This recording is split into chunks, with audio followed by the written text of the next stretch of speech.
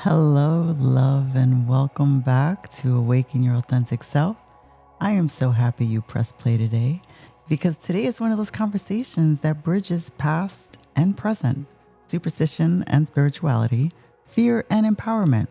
We're talking about the evil eye. Now, I know even saying those words, evil eye, stirs something up. For some of you, it takes you straight back to childhood. Maybe your grandmother would spit 3 times if someone complimented you too much. Maybe your mom tied a red string around your wrist when you were little and told you not to take it off. Maybe you walked into a Mediterranean household and seen that big, bold blue glass eye hanging above the front door. And for others, maybe you've just seen the evil eye as a fashion trend on necklaces at Urban Outfitters or tattoos on Instagram. And you've wondered what's really behind the symbol. Is it just pretty design or is there more to it? Well, today we're going there. We're not just talking about the evil eye as a symbol, but as a cultural inheritance, as a reminder of how humans across history recognize energy, the way jealousy, envy, even admiration without grounding could affect the body, the spirit, and the soul. And here's the twist. Despite the scary name, the evil eye has always been about protection, healing, and power. It was never about worshiping fear. It was about disarming it. So, settle in. Maybe grab your tea, maybe light a candle. Let's step into this ancient current of wisdom that has traveled through generations and see how it still matters deeply spiritually in our lives today. Let's time travel. Picture this, ancient Mesopotamia, around 3000 BCE. Clay tablets etched with cuneiform script describe rituals against the eye of envy. These people believed that too much admiration, even a compliment without protection, could attract imbalance. Now, move forward a little. In ancient Greece, philosophers like Plutarch wrote essays about the eye carrying rays of energy and how envy could literally shoot sickness into another person. Doesn't that sound eerily like what we're talk about today in terms of energy exchange? When someone's projecting onto you or you walk into a room and feel drained. Same concept, just different language. And then we have the Romans, who were obsessed with the power of the gaze. They carried amulets called fascinum, tiny little phallic charms actually, to protect themselves against malocchio, the bad eye. The belief was envy is inevitable, but we can counter it with symbols of life force and fertility. In the Middle East, the Quran itself warns about the dangers of envy. Aliyan. There are hadiths where the Prophet Muhammad advises prayers specifically against the jealous eye. And even today, you'll hear families whisper, Mashallah, what God has willed, as a way to neutralize envy when complimenting a child or a new house. And in South Asia, stories of the Nazar go back centuries. Mothers placing black eyeliner dots on their babies' foreheads or tying black threads around ankles, not to decorate, but to protect. What's incredible here is that almost every culture, without sharing notes, without the internet, came to the exact same realization. The human gaze has power. Energy moves through it. And when directed with envy, that energy can distort health, luck, and even relationships. When I was a kid, I heard the saying, don't brag about your blessings too loudly. Not everyone listening has love in their eyes. At the time, I thought it was just an old saying, but now I do understand it was teaching me the wisdom of the evil eye without ever even calling it that. So the roots of the evil eye are less about fear and more about recognizing the unseen ways energy moves between us. This is where the evil eye transforms from a superstition into empowerment. So let's circle back into that paradox. Why do we still call it the evil eye if it's used for good? The answer lies in transformation. Human beings have always had this way of taking something that could hurt us and reshaping it into something protective. It's all alchemy. We turn lead into gold. We turn wounds into wisdom. We turn we turn fear into fuel. And that's exactly what happened with the evil eye. At first, people were terrified of envy. The fear was someone could look at you, admire your harvest, your beauty, your success, and without meaning to, send sickness or misfortune your way. And in small, vulnerable communities, this mattered deeply to them. If your crops failed because of the eye, your family might starve. If your baby fell ill, that was life or death. So, fear was the first stage, but then came the shift. Symbols were created not to worship fear, but to give people power over it. Let's use some cultural anecdotes to illustrate this. Greek villages, when someone complimented a baby, they would immediately spit, patoo, patoo, patoo, as if to neutralize the power of admiration. And yes, it sounds funny, but it was their way of saying, we won't let envy take root here. We turn it back into nothing. In Middle Eastern homes, you'll often hear the phrase, like I said, mashallah, which means God has willed it. If someone says your daughter is beautiful, the parent replies, mashallah. Why? Because it redirects praise upward toward God. It removes personal ownership so envy can't stick. This is so brilliant. It's a spiritual hack. In Latin America, abuelas will rub an egg over the body of someone who's been looked at wrong, then crack it in water. If the egg bubbles or looks unusual, they'll say that it absorbed the negative energy. Again, protection through ritual. See what's happening here. Protection rituals became acts of healing. They soothed fear, created control in uncertain situations, and taught communities to believe we are not helpless. We are not powerless. We have tools. So when we ask why the evil eye is used for good, the answer is this. It's about empowerment. It gives us a physical, visible reminder that we are safe even when envy is real. And in today's world, we still need this. Social media alone amplifies envy like never before. Every scroll, we are looking at curated lives, success, beauty, abundance. And guess what? People are looking back at us. We're living in a global gaze. So wearing an evil eye charm today is not superstition, it's self-care. It's a declaration. I release the projections of others. I root myself in protection. I trust my light. Ask yourself, where in my life am I absorbing envy unconsciously? Is it in my work, my relationships, my body image? Then imagine wearing the evil eye as a shield in that exact area. How does it feel to be protected? Now, let's go on a journey through the main faces of the evil eye, because what's so fascinating is that every culture shaped it differently, like a kaleidoscope of protection. Because here's the thing. When you see that cobalt blue bead or that delicate red string on someone's wrist, or maybe that intricate hamsa hand pendant, it's not just fashion. These are living, breathing spiritual technologies that humans have carried for thousands of years. They are woven into our bones, our ancestry, our rituals. So let's discuss and explore the many different forms of the evil eye and how they've been used across time, cultures, and traditions as not just shields of protection, but portals into healing. The blue eye is from the Mediterranean and Middle East. This is the most recognizable.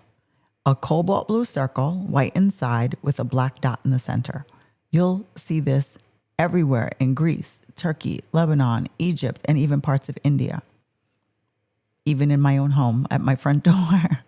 Why blue? Blue was believed to reflect the sky and water, both seen as divine protectors. In many Mediterranean and Middle Eastern cultures, blue is thought to be the one color that deflects envy. Why?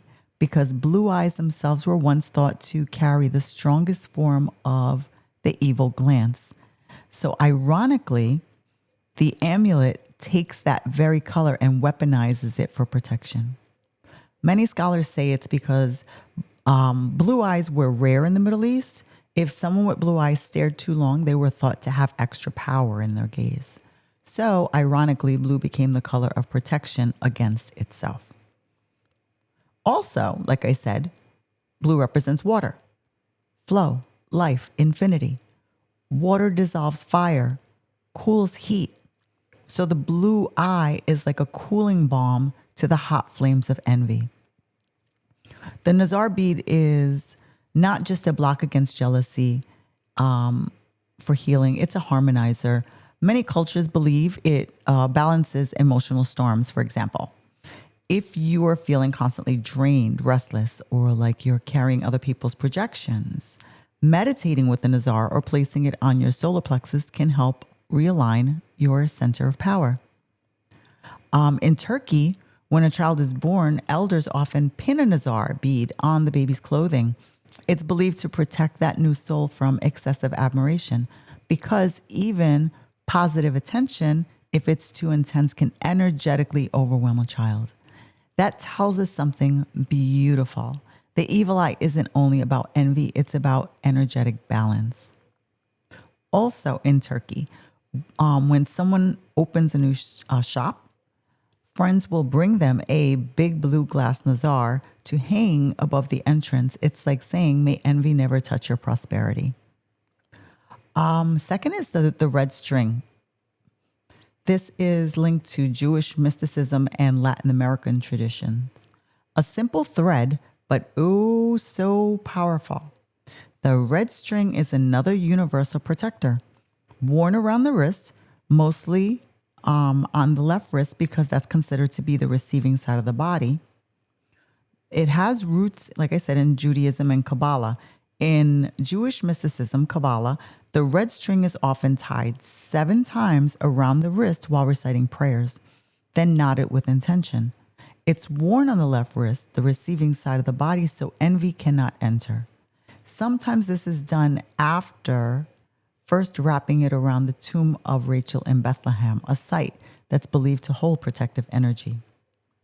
In Hinduism, a red string called a kalava or a mauli is tied around the wrist during rituals. It's blessed by priests and meant to safeguard the wearer from negativity, illness, and bad luck. In Latin America, mothers and grandmothers do something very similar, tying red threads on babies' wrists or cribs. They may not call it Kabbalah, but the intent is the same. It's to protect innocence from mal de ojo, being looked at wrong, to protect them. Sometimes a small charm is added, like a gold cross or a seed. Beyond protection, the red string is deeply grounding. It reminds you of your sacred tether to spirit, to ancestors, to divine love. People often wear it during healing processes when they need strength and endurance, especially when moving through grief or physical recovery. Because it's on the wrist, every time you see it, it calls you back to your intention.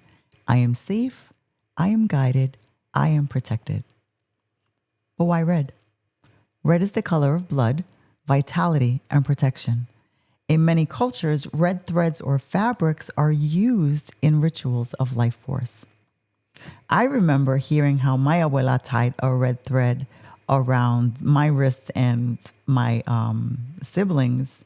When I was a baby, they say it stays on until it falls off. And when it does, the thought is your protection has done its work. Isn't that gorgeous? The Hamsa hand is from North Africa and the Middle East. The name shifts. The hand of Fatima in Islam, hand of Miriam in Judaism, but the symbolism is similar. The hand blocks harm. The eye reflects it back.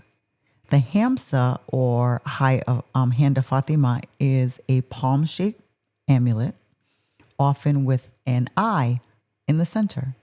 This one carries a very special energy because it's not just protection, it's also a blessing hand. It shows up in Islamic, Jewish, and even Phoenician traditions. The hand represents divine protection, while the eye at the center blocks envy and harmful energy. The Hamsa is very heart-centered. It's often hung in homes or worn as jewelry to protect the family unit, particularly women and children. In healing work, it can help soften the heart after betrayal or disappointment. It's a shield that also says love flows through here. In Moroccan households, a Hamsa is sometimes painted above doorways. That must be beautiful. Guests walk under it as a way of clearing off energetic residue before entering the home. It's like a spiritual filter at the threshold. In some traditions, the 5 fingers represent the 5 senses, reminding us to live in balance. If you have a Hamsa charm, like I do, I have a few actually, hold it in meditation. Place your palm over it. Imagine your hand extending divine protection, not just over yourself, but over your entire family. The fourth that we're going to talk about is the cornicello. The Italian tradition. In Italian folk tradition, the cornicello is a twisted horn-shaped amulet. It's often worn to ward off malocchio. I don't know why I lost that word for a second. The Italian version of the evil eye. It is linked to fertility and vitality, dating back to ancient Roman times when the horn symbolized the virility of animals and the life force of nature. It is a talisman of empowerment, particularly for creativity, sexuality, and vitality.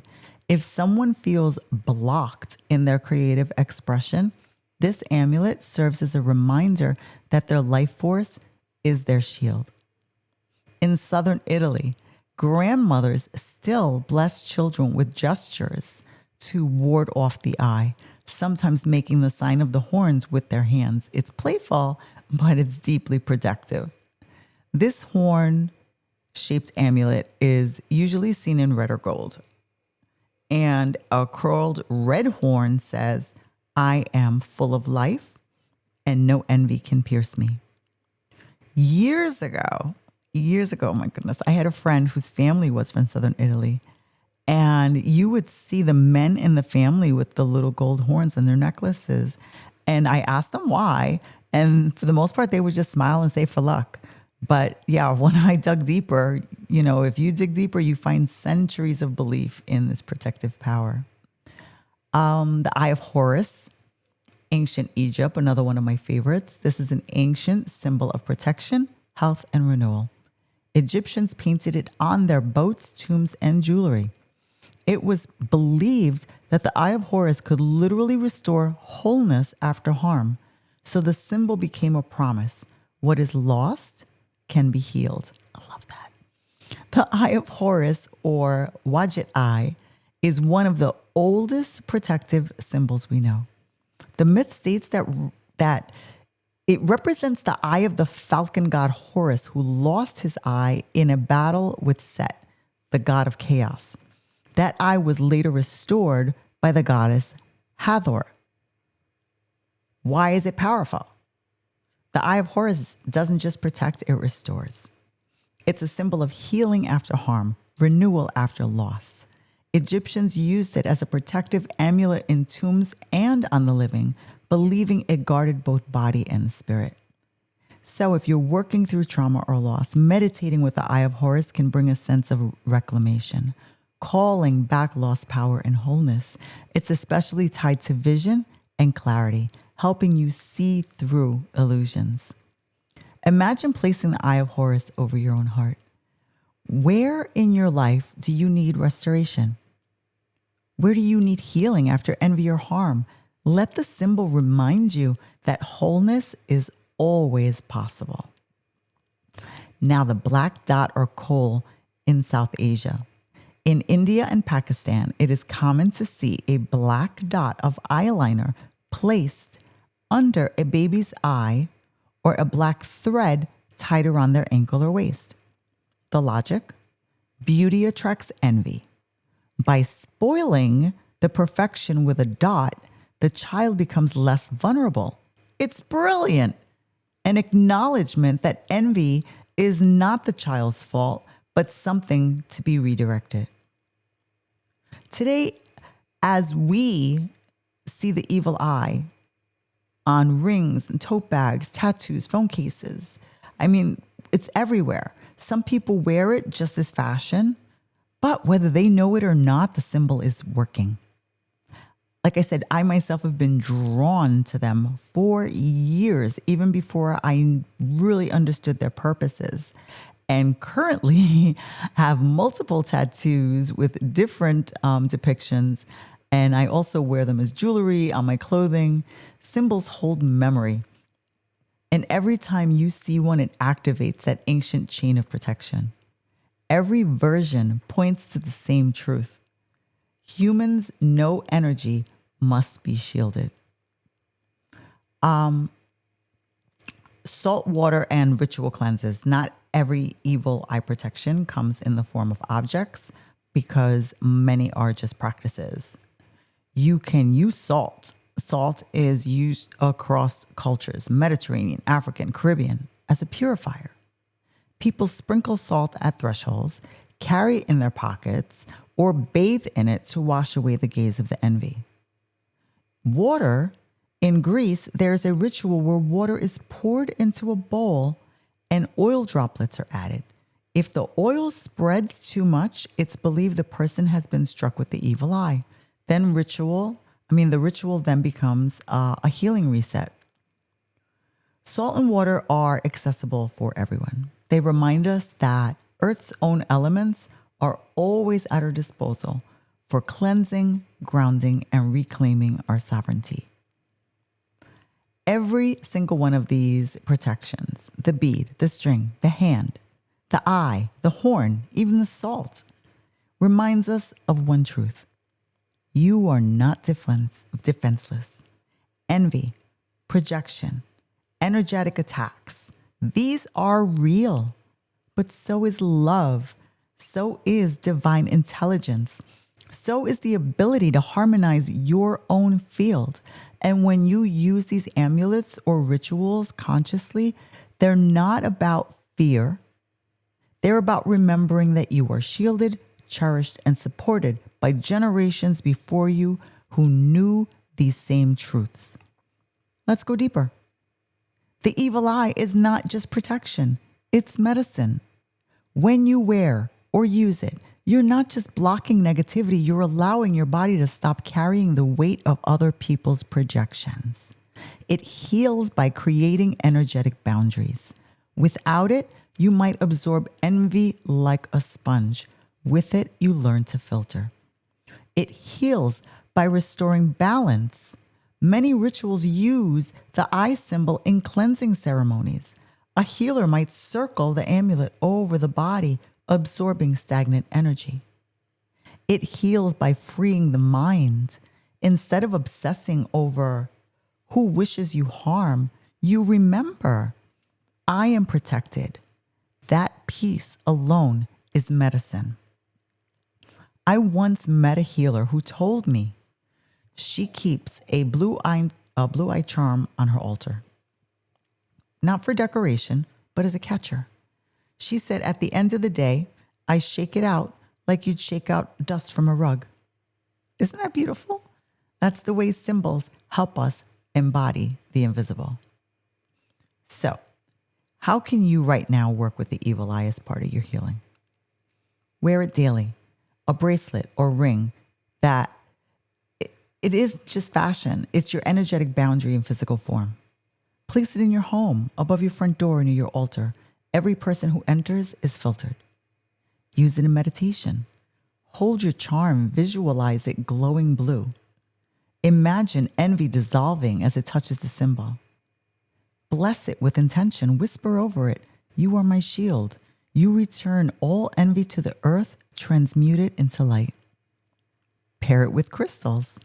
Black tourmaline for grounding.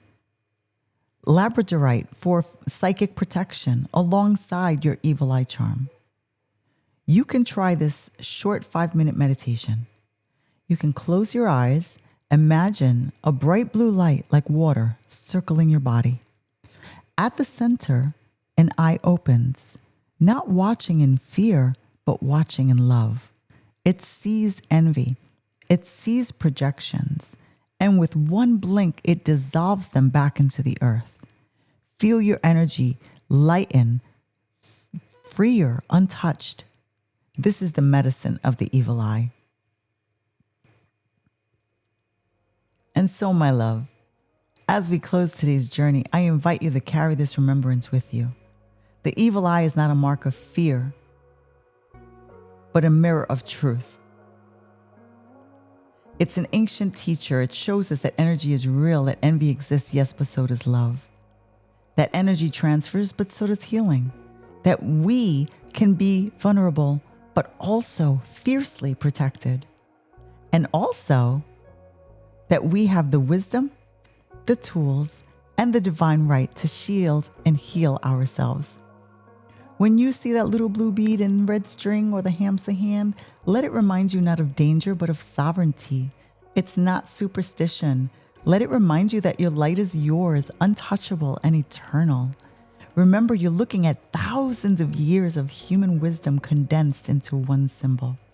It's about saying, I refuse to carry what doesn't belong to me. I release envy and I root myself in my own authentic light. Because awakening your authentic self means knowing that nothing, no gaze, no jealousy, no projection can dim what is divinely yours. You are safe. You are radiant. And you are free. And that, my love, is the gift of the so-called evil eye. Before we close today's episode, I want to share something really special with you. This podcast, Awaken Your Authentic Self, was created with one purpose: to be a sanctuary where we can remember who we truly are, beyond the programming, beyond the noise, beyond the old wounds, and step into the fullest of our authentic selves. And the truth is, this work matters. Our healing, our awakening, our courage to live aligned lives. It all ripples out into the collective. But here's the thing. Creating and sustaining this kind of work takes energy, time, and support. By joining me in this video, in this vision, you're not just supporting me, you're giving this platform the ability to reach further and invite in more guests with powerful, important messages and keep creating content that helps us all rise together. So here's what I've created for you. I've opened the High Priestess Energy Portal, a weekly subscription space for $11 a month. Here's what you'll receive inside. Weekly 15 to 20 minute energy readings. Every week, I pull 1 to 3 cards, tarot cards, and weave them together into the current planetary alignments, the eclipses, and celestial movements to bring you a powerful energy transmission for the week ahead. These aren't just forecasts, they're activations designed to help you spiritually, emotionally, and mentally heal the wounds that keep you from living as your authentic self. Practical rituals and embodiment practices so you don't just hear the message, you can live it, ground it, and embody it throughout your week. Exclusive subscriber-only space. Think of it as your spiritual sanctuary, where you get ad-free listening, deeper dives, and a relaxed, sacred listening experience. Direct support of the show's mission. Your subscription makes it possible for me to bring on more guests, elevate voices with an important message, and expand the reach of this work. And the best part, it's only $11 a month. less than what you might spend on a couple of lattes, but with a return that feeds your soul and keeps you aligned week after week. So if you've been feeling called to go deeper, to receive weekly guidance, and to support this mission, I would love for you to join me inside the High Priestess Energy Portal. You can sign up right now by visiting the link in the show's notes or by heading directly to my subscription page on Supercast. It only takes a minute to join and you'll have instant access to this week's first portal transmission.